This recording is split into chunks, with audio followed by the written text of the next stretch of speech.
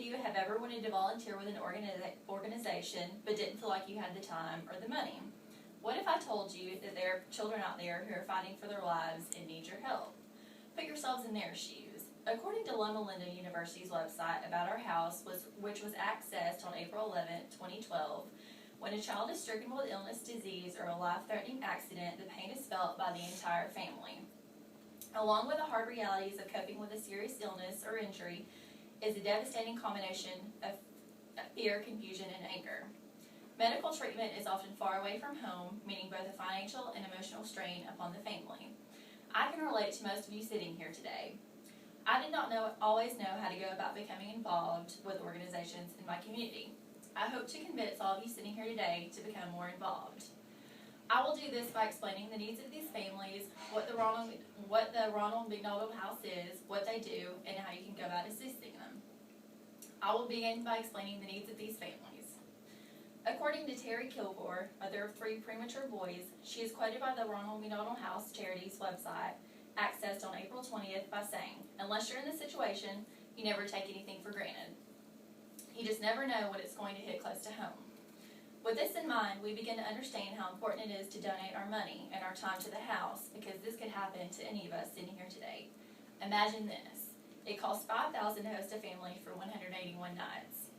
The electric bill for 2.5 days is $385. It costs $55 a night to host one family for a single night. Now that you understand the need, let's talk about how it is met.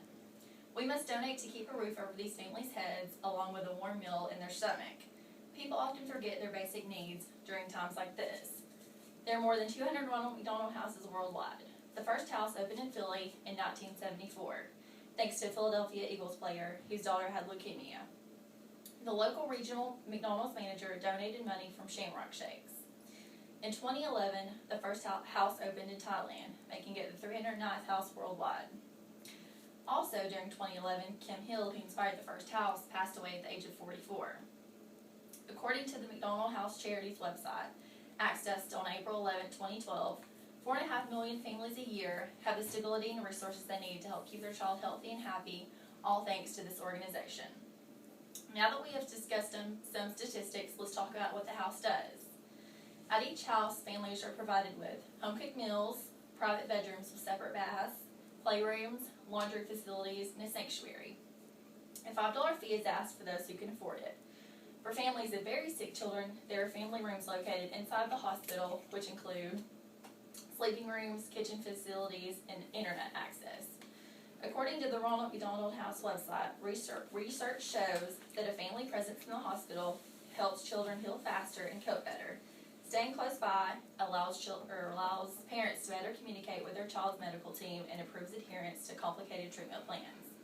Lastly is the 40-foot-long, 8-foot-wide care mobile. It provides well child visits, immunization, vision and hearing screening, and prenatal care for pregnant teens. These services are provided because each year nearly 10 million children die worldwide, mostly from preventable and treatable causes. Now that we have discussed how Ronald McDonald House helps, let's talk about how you can become more involved. Volunteering at the house is an opportunity to give back while creating relationships that will last a lifetime. Students 16 and older can volunteer for credit hours. They will assist with light housekeeping chores, special events, and assist with projects. Donations are always welcome if you feel as if you can't volunteer your time. As stated by Loma Linda University's website, McDonald House restaurants provide substantial support for their house, but most of their funding is provided in the form of cash or check. You can also help by making a tax-saving charitable trust or claim the house as a beneficiary in your will. After reviewing the facts, I hope you're ready to help the house in some small way. Put yourself in the shoes of these very sick children and their families by making a small contribution to the house, either by volunteering or donating. At some point in our lives, we will all need a little help. Any small amount makes a difference, and wouldn't you want the same done for you? Thank you.